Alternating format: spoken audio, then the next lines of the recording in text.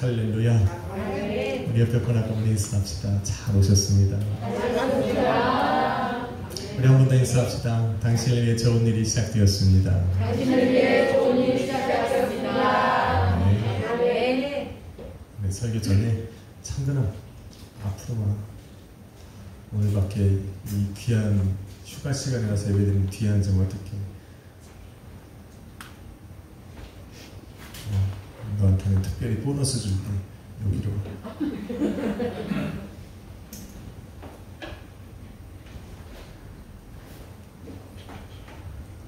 오늘 제목 한번 같이 읽습니다. 보라 하나님이 여기에 계시니 그는 나의 돕는 자시라.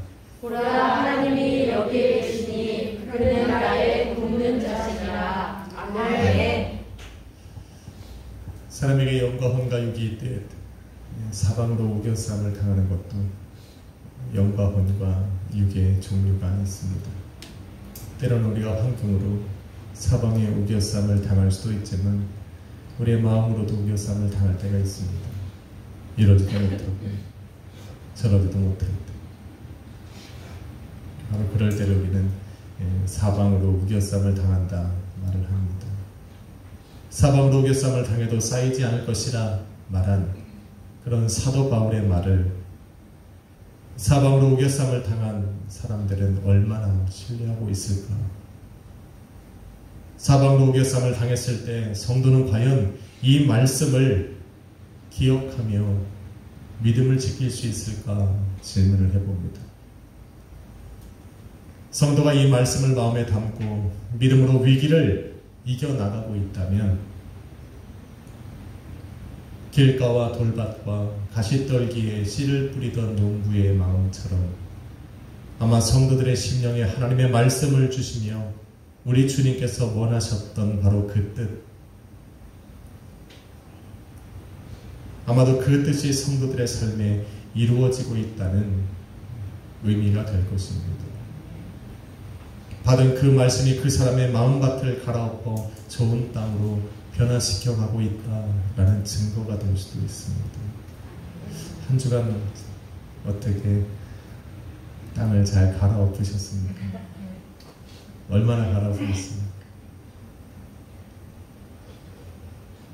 그래서 성도가 사방으로 우겨싸움을 당하는 것은 힘들고 고단스럽지만 우리가 하나님 편에서 보면 말씀으로 심령을 갈아엎을 수 있는 좋은 기회이며 또 이런 위기의 상황을 지난 신앙과 믿음은 뿌리가 깊어져서 후에 좋은 결실들을 맺을 수 있다라는 겁니다. 할렐루야. 아멘. 좋은 결실을 맺을 수 있습니다. 아멘. 인사합시다. 당신도 좋은 결실을 맺을 수 있습니다. 당신도 좋은 결실을 맺을 수 있습니다. 아멘. 다윗은 수많은 고난과 위기의 순간을 믿음으로 지나왔습니다. 이런 다윗의 인생 속에서 신앙과 믿음으로 맺은 그 결실의 절정이 무엇이냐? 그렇게 물어본다면 아마 생각에 따라서 대답하는 게 다를 겁니다. 어떤 사람들은 아버지의 양을 치던 그 목동 시절에 수많은 맹수의 그 공격으로부터 건져냄을 받았던 그때가 바로 다윗이 절정을 이룰 때다 말할 수도 있습니다. 아니면 어떤 사람은 골리앗과 맞서 싸울 때 골리앗을 죽이고 이스라엘의 영으로 세워질 때가 바로 다윗의 인생에서 절정이다 라고 말할 수도 있습니다. 아니면 만만의 적들과 싸워서 승리를 거두고 위대한 장수가 되었을 때, 아니면 사울 왕의 사위가 되어서 왕족으로 변했을 때가 바로 다윗의 인생에서 믿음과 신앙의 결실을 맺은 절정이다 라고 말할 수도 있습니다.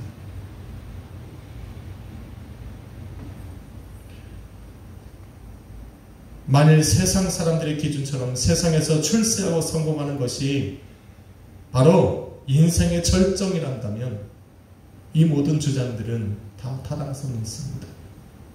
하지만 신앙과 믿음으로 맺은 절정의 이 순간은 그의 삶에 하나님의 뜻이 이루어지는 순간. 되게 중요해요. 하나님의 뜻이 이루어지는 바로 그 순간. 그 순간이야말로 신앙과 믿음이 맺은 결실의 절정이다 라는 겁니다. 사나운 맹수의 공격으로 건져냄을 받는 것이 중요하지만 그것이 다윗의 인생에서 하나님이 뜻하신 절정은 아니었다.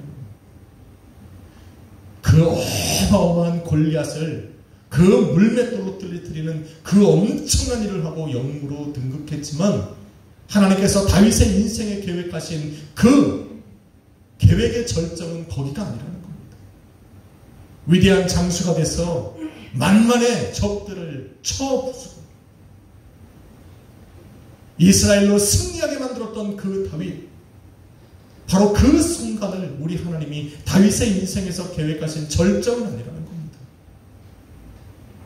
미갈과 결혼해서 저 시골에서 양을 치던 목동이 왕족으로 변했던 바로 그 순간이 위대하고 정말 세상 사람들이 바라볼 때 시기와 질투를 일으킬 만한 엄청난 사건이었지만 그것이 다윗의 인생에 계획하신 하나님의 뜻의 절정은 아니었다는 겁니다.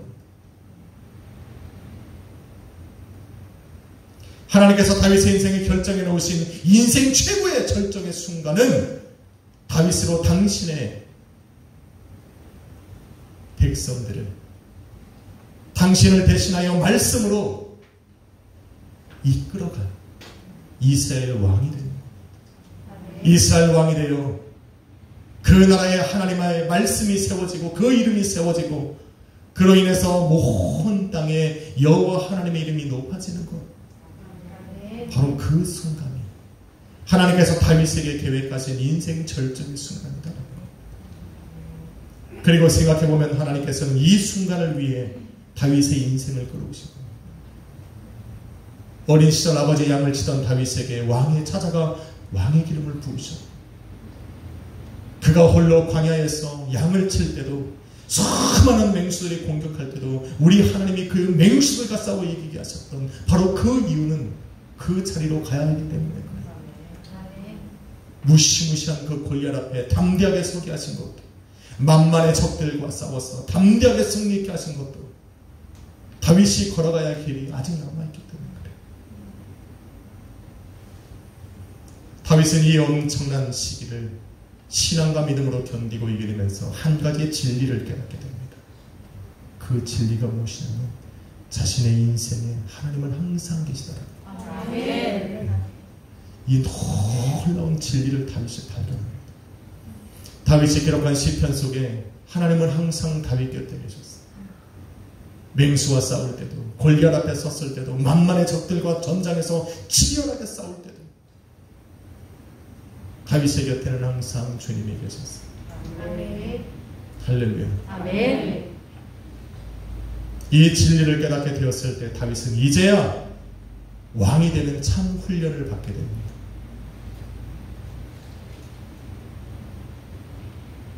하나님 한 분만을 온전히 의지하고 신뢰할 수 있는 왕이 되도록 하나님은 그를 훈련시키는 자리에 데려갑니다. 바로 고난의 길을 걷게 하고 위기의 순간과 마주하게 합니다. 바로 그 순간 함께 하시는 그 하나님을 느낄 수 있는 그 하나님, 함께 하시는 그 하나님 앞에 하나님께 온전한 신뢰를 드리며 그 하나님 앞에 의지하고 신뢰하고 확신하며 나아갈 수 있는 애를 보게 될 겁니다. 사울에게 쫓기던 수많은 시간들, 그 중에서도 오늘 본문의 배경이 되는 그릴라와 십에 사는 사람들로 인해 겪은 인생의 위기야말로 다윗이 하나님 한 분만을 절대적으로 믿고 의지하고 신뢰하게 만들 수 있었던 사건입니다. 하나님이 원하시고 기뻐하시는 왕의 자질을 갖추게 하는 바로 그 사건이 오늘 시편 54편의 배경이 되는 바로 10지역에서 일어난 사건입니다. 여러분의 인생에 하나님이 뜻하신 일들이 있습니다. 아멘. 그 뜻이 이루어지는 그 절정의 순간을 향하여 우리는 또 달려가는 거예요.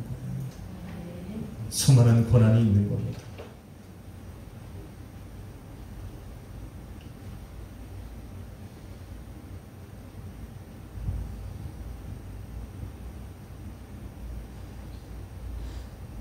그래서 이런 영적인 진리들을 깨닫는 지혜가 있는 사람들은 이 시편 54편을 비탄의 시라 말하지 않습니다. 오히려 신앙과 믿음의 시고 기도와 확신의 시라 부르게 될 것입니다. 시편 52편의 배경이 되는, 우리는 이미 다뤘죠. 시편 52편의 배경이 되는 노베에서 일어난 사건은 이스라엘 전 지역에 큰 충격과 변화를 가져옵니다. 다윗을 도와주었던 노베의 제사장 아히멜렉과 그의 가족들, 그리고 노베 살아가던 제사장들과 사람들, 심지어 생축들까지 다윗을 도와주었다는 이유로 아주 처참하게 도륙을 당하게 됩니다. 그런데 그 소문이 이스라엘 전 지역으로 퍼지게 됩니다. 그 사건 이후로 아무도 다윗을 도와주려는 사람이 없습니다. 심지어 다윗에게 도움을 받았던 사람들, 다윗에게 은혜를 입었던 사람들조차도 다윗을 멀리하기 시작했어요. 사울의 칼을 피해 블레셋 가드왕 아기스 왕 앞에로 도망갔던 다윗이 하나님의 계시를 받습니다. 그리고 이스라엘 땅으로 다시 돌아가라. 그래서 다윗이 자기와 함께한 그 사람들과 이스라엘 땅에 들어온 그 지역이 바로 그릴라라는 지역입니다. 그 그릴라는 다윗이 이스라엘 땅으로 돌아오기 전에 블레셋 군대의 용병으로 일할 때 다윗으로 인해서 살아남은 사람들이에요. 다윗 때문에 목숨을 건진 사람들이에요. 그런데 그릴라에 가서 도피 생활을 하고 있는 다윗과 그의 사람들을 그 그릴라 사람들이 사울에게 밀고합니다. 그래서 다윗은 자기의 사람들을 데리고 다시 새로운 도피처로 도망을 갔는데 그게 바로 시편 54편의 배경이 되는 10이라는 지역입니다.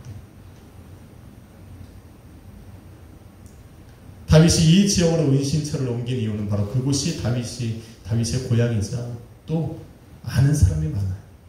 그래서 도움을 받을 수 있다라는 생각 때문에 그곳으로 옮겼습니다. 그런데 믿는 도끼에 발등 찍힌다고 이 10사람들은 다윗을 배신합니다. 다윗이 숨는 족족 사울에게 밀고합니다. 그것도 3번씩이나. 문제는 10지역 주변에는 숨을 만한 곳이 많지 않았다는 거예요.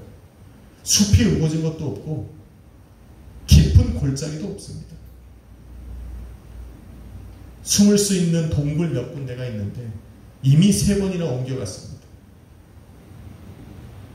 마지막 옮긴 곳으로 사울이 군사들을 이끌고 쫓아올 때 다윗은 이제는 낭떠러지 끝으로 몰리게 됩니다.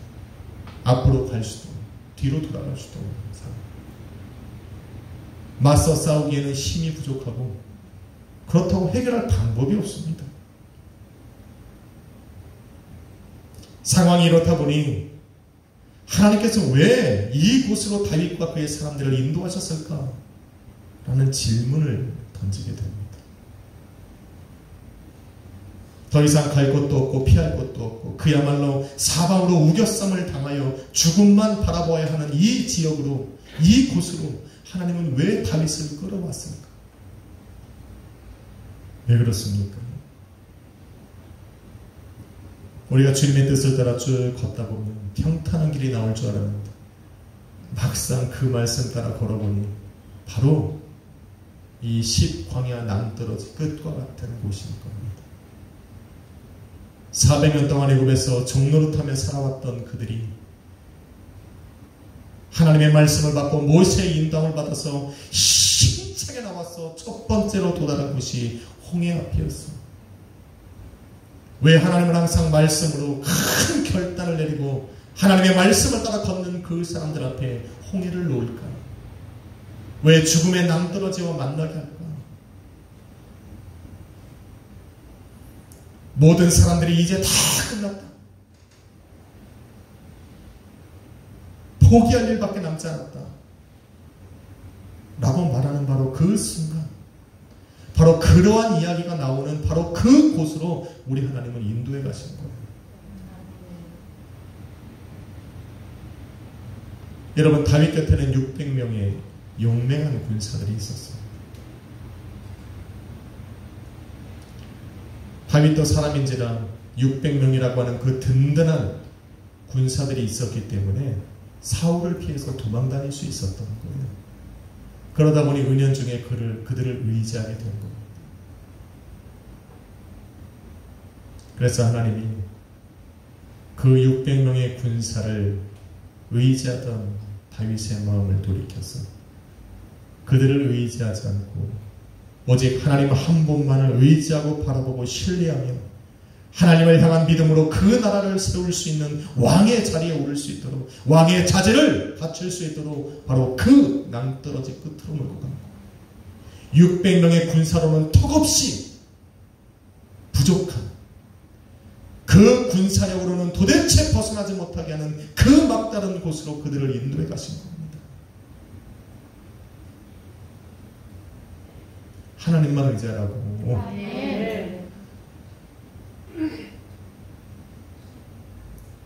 절망과 소망이 교차하는 바로 이 시기, 다윗은 어떤 반응을 보였습니까? 오늘 본문에 보니 다윗은 더 이상 물러설 곳이 없는 그 절망의 낭떠러지 끝에 섰어. 모든 것을 내려놓고 하나님 앞에 무릎을 꿇겠어. 그리고 부르짖었어. 그것이 시편 54편입니다. 그래서 시편 54편을 간구와 신앙의 시라 말하는 겁니다. 1절에서 다윗은 하나님이여 주의 이름으로 나를 구원해달라 간청합니다. 여기서 말하는 하나님이여 하는 것은 여호와라는 거예요. 언약의 하나님, 나를 구원하실 분은, 이 상황에서 나를 건져내실 분은 나와 언약을 맺은 그 하나님. 다윗은 지금 이 순간 기억했던 것은 그 어린 시절, 아버지 양을 치던 그 목동 시절에 그 나를 찾아와서 내 머리에 왕의 기름을 부었던 그 하나님, 왕의 기름을 부으시면서 내게 말씀하시고 약속해 주셨던 그 하나님을 지금 바라보는 거예요. 아직 그 약속이 내게 남아있으니 그 신실하신 하나님, 그 신실함으로 나를 구원해달라 지금 요청하는 겁니다.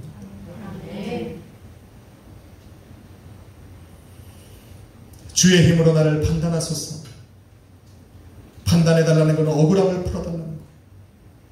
자신의 행위가 지금까지 정당했기 때문에 나를 판단해달라 말하는 것이 아니에요. 나는 하나님의 약속을 받았기에 하나님 그 약속을 가진 자로서 하나님 앞에 내가 드리는 바로 특권이라는 겁니다. 주의 약속을 받은 자는 특권을 가진 사람입니다. 다윗은 지금 그 특권으로 하나님 앞에 구원해달라 요청하는 겁니다. 왜? 하나님은 약속하셨으면 이루셔야 하니까. 저와 여러분에게도 약속이 있습니다. 우리 주님께서 믿는 자들에게 말씀하시기를 내가 다시 와서 나 있는 곳에 너희도 있게 하리라 하셨습니다. 그러게 이 땅에 살아가면서 우리는 주님의 도우심을 받을 충분한 이유가 있습니다. 위기와 고난의 순간을 지날 때마다 우리 하나님께 간구하며 하나님이 이 시간을 하나님 나로 지나가게 해달라, 하나님 나를 도와달라고 부르짖을 수 있는 특권을 가진 사람들입니다. 이 특권을 누리든 안 누리든 그거는 여러분들의 자유. 여하튼 예수 그리스도를 믿는 사람들에게는 이 특권이 있다는 것은 기억해야 돼요. 이러한 확실한 믿음의 신앙 위에 다윗은 이제 강력하게 기도합니다. 뭐라고 기도합니까? 2절 읽어보니 하나님이여 내 기도를 들으시며 내 일의 말에 귀를 기울여달라 기도합니다. 여러분, 이러한 기도는 하나님과 온전한 관계를 맺지 않고는 절대로 드릴 수 없는 기도예요. 하나님 내 말을 들으십시오. 내 입의 간구를, 그 간구에 하나님 귀를 기울이십시오. 이거는요 주종의 관계에서는 이루어질 수 있는 관계가 아니에요. 이건 바로 부모와 자녀 간의 관계 속에서만 드릴 수 있는 거예요. 엄마 내 말 좀 들어봐. 아빠 좀 들어줘봐. 부모와 자녀의 관계가 아니고는 절대로 기도할 수 없는 것, 드릴 수 있어도 담대하게 하나님 앞에 요청할 수 없는 것, 바로 이런 기도예요. 우리 하나님께서 성령을 우리 가운데 부으셔서 나를 아바 아버지라 부르게 말씀하신 이유는 바로 이것 때문에 그래요. 위기의 순간 속에, 고난의 절정의 끝에서 바로 낙심하고 좌절하고 포기해야 되는 바로 그 순간에 나도 하여금 아버지를 부를 수 있는 바로 그 이름을 주시는 거예요. 할렐루야. 주님, 나의 이 간구의 귀를 기울이시고 내 기도를 들어주십시오라고 기도할 수 있도록 성령을 내 안에 주사 나를 아바 아버지라 부르게 하시는 거예요. 급할 때 나오는 게 이거잖아요. 엄마, 아빠, 정말 위기의 순간에 아저씨 그러면 웃기는 거잖아요. 아주 막 그러면 웃기지 않아요. 그죠? 돌아보지도 않아요. 누가 돌아봐요. 자기의 생명 걸고 도와주는 게 부모잖아요. 그래서 자녀들은 위기가 닥치면 부모님 이름을 먼저 부르는 거예요. 그렇게 강한 자녀 같아도 위기의 순간에 봉착을 하면 부모 이름밖에 몰라요. 생각나는 게 그거밖에 없어요. 생명 걸고 나를 지켜줄 분 그분밖에 없거든요. 바로 우리 하나님은 당신을 아버지라 부르게 하셨어요. 그러니 불러야죠. 뭘 망설여요. 이유가 어디 있어요? 고난인데, 위기인데, 절망의 끝에서 뭘 이것저것 생각해요. 아직 살구멍 숨 쉴 수 있는 아직 시간이 있으니까 그러는 거지. 3절에서 그렇게 외쳤던 하나님의 이름을 부르며 다윗은 이렇게 기도합니다. 낯선 자들이 일어나, 외인이 일어나 나를 치고 포악한 자들, 강포한 자들이 나의 생명을 추색하며 하나님을 자기 앞에 두지 않습니다. 외인, 낯선 자, 원어로 자림이라는 겁니다. 곁길로 들다, 관계가 없어지다 라는 그 동사 주루에서 파생된 명사. 관계가 있었는데 없어진 사람들, 길을 잘 가다가 곁길로 들어선 사람들을 바로 이 자림이라는 사람, 외인이라는 표현입니다. 지금 이 다윗을 죽이고 다윗을 이 죽음의 문턱까지 몰아세운 이 사람들은 하나님과 관계가 없는 사람들이 아니에요.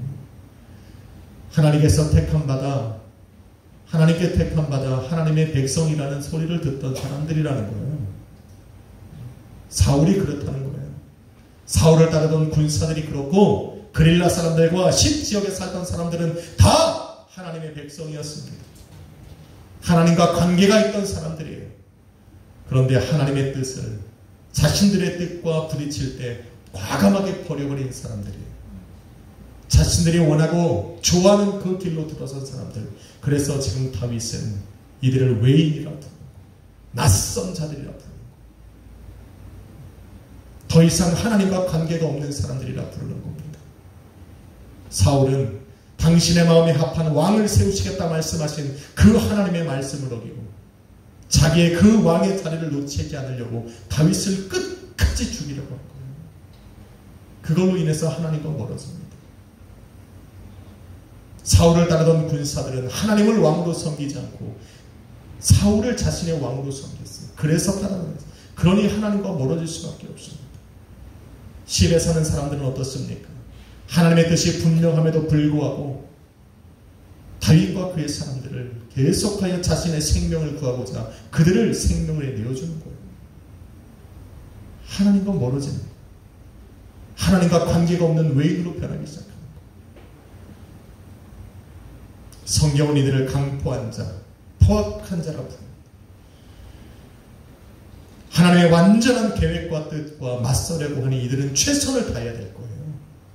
그래도 결과는 변하잖아요. 하나님 승! 한판 승! 시간은 좀 걸리시는데 하나님 승!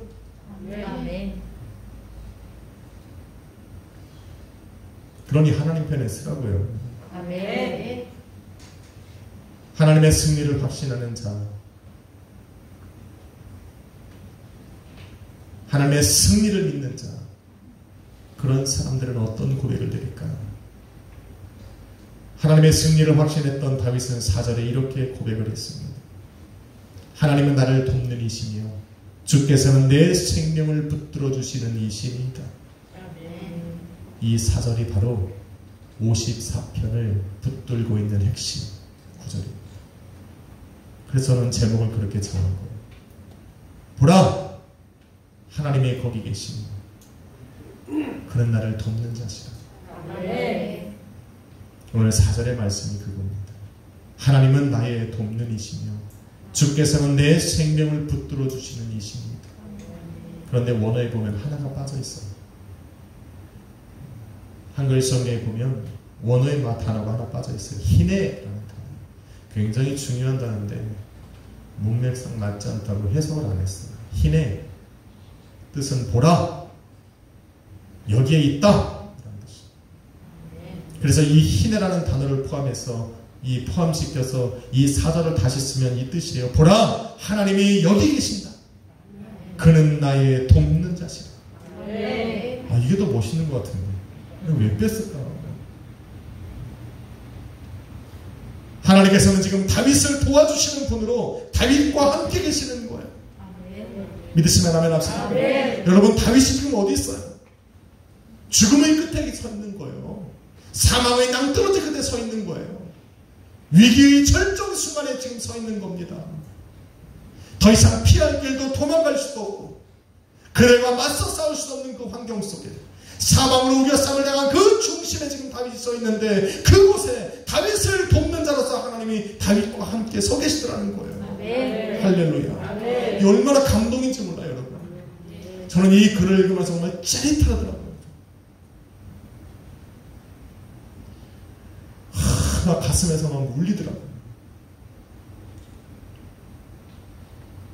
수많은 하나님은 나의 산성이요, 나의 도움이요, 나의 방패시요, 나의 피할 바위시요. 그런 수많은 거창한 말들이 수없이 나를 지나갔어요. 하지만 오늘 이 4절 말씀이 내 가슴에 떨어지면서 정말 내 가슴이 울렸어요. 보라, 하나님이 거기 계십니다. 그는 나의 돕는 자시오. 그 위기의 순간, 절정의 그 정말 어디로 갈 수 없는 바로 그 자리에 우리 주님이 함께 계시는 것으로 끝난 거예요. 할렐루야. 이 말을 듣는데 정말 가슴이 한참 진도가 안 나가요. 설교가 진도가 나가야 되는데 진도가 안 나가는 거예요. 감동과 나가지고 주님이 내 삶에 계시는구나. 여러분에게는 죄송하지만 그래도 저는 아버지니까 우리 가족들의 삶에도 우리 주님이 계시는구나. 우리 아들의 삶에도 있고 우리 딸의 삶에도 우리 하나님 계시는구나. 힘들고 어려운 순간 일들이 있겠지만 내가 아닌 우리 주님이 그곳에 계시니 승리하겠구나. 그러면서 범위를 넓혀서 우리 성도님들 힘들고 어려운 순간 속에서 우리 하나님이 계시는구나. 나는 이걸 오늘 알려줘야겠다. 이걸 오늘 알려줘. 만만히 진을 치면 무슨 소용이고 내가 낭떠러지 끝에 거하면 무슨 소용이 있습니까? 위기의 절정의 순간이 내 앞을 가로막다 한들 그것이 나를 무너뜨릴 수 있겠느냐는 거. 나를 돕는 우리 하나님이 내 곁에 계십니다. 너무 감동스러웠어요.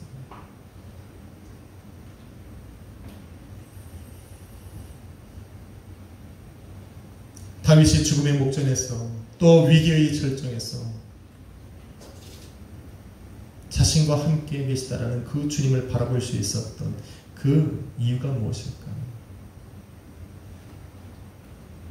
바로 아까 말씀드렸던 다윗의 인생 속에 하나님이 역사하셨던 그 수많은 일들이 다윗으로 믿음을 갖게 한 거예요. 진리를 깨닫게 한 거예요. 하나님은 내 삶에 함께 계시고 맹수와 싸울 때도 골리앗 앞에 설 때도 만만의 적들 앞에 서서 그들과 치열하게 싸울 때도 하나님은 다윗과 함께 하셨다. 그러면서 다윗은 하나를 깨달았다고 했어요. 하나님은 내 삶에 함께 계십니다. 여러분의 삶에도 함께 계십니다. 한번 인사합시다. 당신의 삶에 주님이 계십니다. 당신의 삶에 주님이 계십니다. 영원히 잊어버려요. 아멘. 고난이 와도 이 진리는 변함이 없어요. 내 삶의 가장 행복한 순간에도 우리 주님은 그곳에 계시고. 할렐루야. 아멘. 그래서 성도의 하루하루가 굉장히 중요한 거예요. 오늘 내가 우리 주님과 경험하는 이 경험이 나로 우리 하나님이 내 삶에 계시다라는 또 하나의 증거가 돼. 또 내일의 확신을 가져다 주는 겁니다. 그렇게 우리가 하루하루 주님을 경험할 때 우리의 미래는 바로 그 믿음으로 더 승리를 확신할 수 있게 되는 겁니다. 위기의 순간마다 항상 함께 하시는 주님을 믿고 확신했기에 다윗은 6절에 이렇게 선언합니다. 내가 낙헌제로 주께 제사하리이다. 낙헌제, 생소한 말이지만 서원 기도를 하나님께 드리면서 또 감사를 드리면서 드리는 예배를 말합니다. 그래서 낙헌 제물이란 확신에 찬 예물을 드리는 것. 자원하는 예물, 그렇게 드리는 것이 바로 낙헌 제물입니다. 많은 사람들이 이미 경험되어진 감사로 감사 예물을 드리는데 낙헌제는 과거를 거울 삼아서 아직 다가오지 않은 내일을 감사하며 드리는 이 감사 예물을 낙헌 제물이라 말합니다. 가끔 감사 예물을 드리고 싶은데 어떻게 드려야 되는 겁니까? 묻는 분들도 계십니다. 감사 예물은 두 종류예요. 이미 받은 은혜에 감사해서 드리는 감사 예물이 있고 또 아직 다가오지 않은 내 삶의 일들을 주님께 믿음으로 확신을 드리면서 드리는 낙헌 제물이 있습니다. 이게 감사 예물의 두 종류예요. 그런데 재미있는 것은 저는 항상 감사 예물을 드릴 때 이 감사가 또 다른 감사를 만든다고 얘기했어요. 바로 그 원리가 여기 있어요. 오늘 내가 경험한 이 하나님은 내일의 나의 확신이 되는 거예요. 그래서 오늘 드린 이 감사 예물은 내일의 낙헌 제물이 되고 내일이 다가왔을 때 그 낙헌 제물은 내게 오늘의 감사 예물이 되고 또 그 감사 예물은 또 내일의 낙헌 제물을 드리는 확신이 되는 거예요. 그래서 감사 예물을 한번 드리기 시작하면 계속 그 감사가 이어지기 시작해요. 그래서 내 삶에 감사가 없어 그러면 오늘 시작하면 돼요. 제가 우리 태근이에게 말했던 게 바로 하나님을 경험하지 못하면 감사 예물이 필요한 순간에 그 감사가 너의 삶에 끊이지 않도록 드려 그랬어요. 웬만한 애들 같으면 돈 없어요 그럴 때 우리 태근이는 아멘 했습니다. 저 뒤에 전사님 받을 때 태근 이름 찾아보고 아니면 데리고 와서 써가지고 내라고. 착한 거예요. 감사 예물 안 하셨어요? 어떤 건지. 낙헌제가 나왔으니까 하는 얘기. 그래서 감사는 감사를 만들어낸다 말하는 이유가 바로 여기에 근거합니다. 이제 다윗은 시편의 마지막을 노래합니다. 7절에 이렇게 노래합니다. 참으로 주께서는 모든 환난에서 나를 건지시고 내 원수가 보응받는 것을 내 눈으로 똑똑히 보게 하셨나이다. 여기서 건지시고 라고 말하는 건 건지시고 He will save me 라고 하는 미래형 같지만 사실은 완료형이에요. 나는 건져냄을 받았을 것이다. 아직 이루어지지 않았는데 다윗은 확신하고 있는 거예요. 미래 그 시점이 가면 나는 구원함을 받았을 것이다. 나는 건져냄을 받아 있을 거다. 확신해서 오는 거예요. 성도의 믿음은 바로 여기로 가야 돼요. 저는 오래전 설교한 적이 있어요. 미래 완료형 신앙. 오늘 내가 하나님 앞에 간구하고 부르짖은 것은 바로 그 시점이 되면 우리 하나님은 이루어 놓으셨을 것이다. 나는 바로 그 결과와 만나러 가고 있는 것이다. 이게 미래 완료형이에요. 이 미래 완료의 신앙이 안 되면 항상 내일이 불안해. 내일이 불안해. 오늘 기도를 열심히 했는데 이 신앙이 없으면 내일이 너무 불안해. 내일이 되면 나는 어떡할까? 아니요. 성도는 하나님의 결정해 놓으신, 나로 기도하게 하신 그 결과와 만나러 가는 시간이에요. 아멘. 그러니 얼마나 기대가 됩니까? 기쁘게 시작할 수 있습니다. 아멘.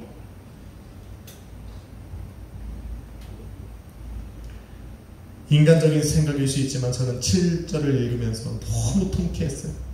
아유, 저 목사가 저거 마음이 저래서 되나? 욕먹을 각오하고 이야기하는데 다윗도 이야기했으니까. 다윗도 원수가 보응받는 것을 자기가 톡톡히 보게 하셨다 그러잖아요. 야, 여러분 나만 그래? 여러분 안 그래? 아니, 나를 그렇게 미워하고 핍박하고 죽였던 그들이 내 눈앞에서 우리 하나님이 보응하시는 걸 보게 하셨다? 아, 가슴이 찌릿할 것 같아. 통쾌하지 않을까? 그래서 우린 죄인이에요. 이런 마음 자꾸 생기니까. 주여, 원수를 사랑하라고 하셨는데 저를 보호하는 게 내 눈앞에 보이는 게 얼마나 통쾌하지. 아, 다윗이 행복했겠다 생각을 했어요. 그래서 회개했어요. 주여, 사랑하게 하여 주옵소서. 이거는 사랑하는 건 우리 마음이고 하나님이 보응하시는 건 하나님이 하시는 거예요. 그래서 그때 잠깐 눈을 감을까 생각도 합니다. 근데 감을 수가 없어요. 왜? 보응이라는 말, 내 눈으로 보게 하셨다라는 거를요, 원문으로 읽으면 이래요. 나의 눈이 넋을 잃고 바라봤다. 제정신이 아니에요. 하나님이 하시는 일에 내 눈 보여요? 커졌죠? 넋을 잃고 보는 거예요. 저 정도는 아닐 줄 알았는데 하나님이 보응하시는 게 어마무시하시거든. 넋이 나간 거예요. 그렇게 하시는 걸 보고. 나는 꼴방 한 2대 정도면 될 것 같은데 주먹으로 2대를 때리시니까 때리면 안 돼요. 넋을 잃고 나간다, 벌하보다 라는 뜻이에요. 근데 저와 여러분은 어쩔 수 없이 이걸 보게 돼 있어요. 왜? 성경은 이렇게 말해요. 마지막 때가 되면 우리 하나님이 세상을 심판하시는데 그들이 행한 대로 보응하시기 것이다. 계시록에 보면 세상이 하나님의 진노와 심판이, 이 땅에 하나님의 진노와 심판이 시작되는데 모든 이들이 그것을 보게 될 것이다. 예수 그리스도를 믿는 자들은 공중으로 들림받아 우리 주님과 혼인잔치에 들어가지만 이 땅에 남겨진 자들에게는 우리 하나님으로부터 심판과 저주를 받게 됩니다. 재앙이 떨어지는 것. 만민이 그것을 눈으로 바라보면서 주여 주여 부를 것이지만 이 땅에 남겨진 사람들은 그곳에서 건져냄을 받을 수가 없습니다. 여러분, 신앙은, 우리의 신앙과 믿음은 절대로 정에, 혈육으로 끌려가는 것은 안 돼요. 여러분, 이단들은 항상 끈적한 정으로 다가와요. 잘해주잖아요. 얼마나 잘해주는지 몰라요. 예전에 기독교가 그랬는데 요즘에 기독교가 배가 불러서 그렇게 잘 안 해요. 근데 요즘 이단들은 그렇지 않아요. 정말 할 수만 있으면 속옷까지 빨아줘야죠. 모든 걸 해줘. 여기에 싹 넘어가요. 예수는 관대없어요. 예수는 상관없어요. 그들이 무슨 말을 하는지 상관없어요. 이미 정이 한번 끌리면 모든 게 허용이 돼요. 어차피 이 땅에 살아가면서 나 사랑해주고 좋아해주는 사람하고 살아가는 거지 라고 생각해요. 절대 그렇지 않아요. 절대로 타협해서는 안 되는 게 예수예요. 우리는 하늘로부터 임하시는 예수 그리스도를 기다리지 이 땅에 태어난 사람이 예수라고 하는 사람을 기다리는 게 아니에요. 할렐루야. 그 예수를 증거하는 데를 가야지 어디 가고 있는 거예요. 사랑하는 성도 여러분, 사방으로 우겨쌈을 당해도 쌓이지 않을 것이라 말씀하신 그 말씀이 여러분 믿어져야 합니다. 아멘. 다윗이 믿을 수 없는 중에 하나님에 향한 온전한 신앙과 믿음으로 확신을 드림으로써 하나님께서 기뻐하시고 바라시던 그 왕의 자질을 갖춘 것처럼 저와 여러분도 고난의 또 위기의 순간과 마주하면서 이런 확신을 드릴 수 있어야 됩니다. 그 확신을 드리기 위해서 우리가 가져야 되는 신앙은 바로 이겁니다. 보라, 하나님이 여기에 계시다. 그는 나의 돕는 자시라. 아마도 이러한 진리가 여러분의 삶에 믿음으로 다가져서 굳어질 수 있도록 여러분의 삶의 수많은 고난과 위기의 순간 속에 우리 하나님은 도와주실 겁니다. 여러분으로 확인하게 하시라.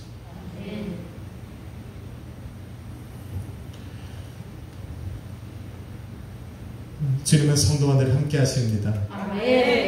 고난과 위기의 순간에도 여러분의 삶에 행복으로 가득할 때도 재물이 풍족하여 여러분의 재물이 나눠질 때도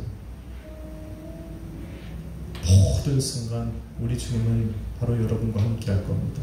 그럼 그 주님 앞에 간절히 기도하고 또 확신을 드리시면서 하루하루 위기의 순간을 이겨나가시기를 주님의 이름으로 축원합니다. 기도하겠습니다. 걸어가신 주님 감사합니다. 오늘도 우리 앞에 놓여진 삶의 위기 속에 우리는 방황합니다. 그러나 오늘도 다윗이 드렸던 이 믿음의 고백이 우리의 고백입니다. 주님은 여기에 계십니다. 그는 나의 돕는 자십니다. 오늘도 내 삶에 항상 함께 하셔서 위기의 순간마다 나를 기억하시고 나로 우리 주님을 기억하게 하심을 감사합니다. 주님이 함께 계시기에 천만인이 두렵지 않고 위기가 두렵지 않고 또 고난의 절정이 두렵지 않습니다. 오늘도 주님으로 인하여 우리는 숨을 쉬고 주님으로 인하여 오늘도 하루를 걸어갑니다. 주여, 오늘 이 밤을 기도합니다. 우리 성도님들을 기억하여 주옵소서. 오늘 이 밤에 다윗처럼 하나님 앞에 무릎을 꿇고 기도할 때 위기에서 벗어나게 하시고 낙헌제로 우리 하나님 앞에 확신을 드리며 감사합니다. 감사한 대로 그들의 삶이 열려지는 놀라운 역사가 오늘 이 밤에 일어나게 하여 주옵소서. 예수 그리스도 이름으로 기도했습니다. 찬양 하나 드릴까요? 사랑아 악보 하나만 줘요. 하나님은 너를 지키시는 자. 하나님은 너를 지키시는 자. 너의 우편에 그늘 되시니 낮에 해와 밤에 달고 너를 해치 못하리. 하나님은 너를 지키시는 자. 너의 환난을 명쾌하시니 그가 너를 지키시리라. 너의 주입을 지키. 여러분 우리 믿음으로 한 번 더 고백하여 하나님은 너를 지키신 너의 우편에 그늘 되시니 너의 우편에 그늘 되시니 낮에 해와 밤에 달로 너를 해치 못하리. 하나님은 너를 지키신 자.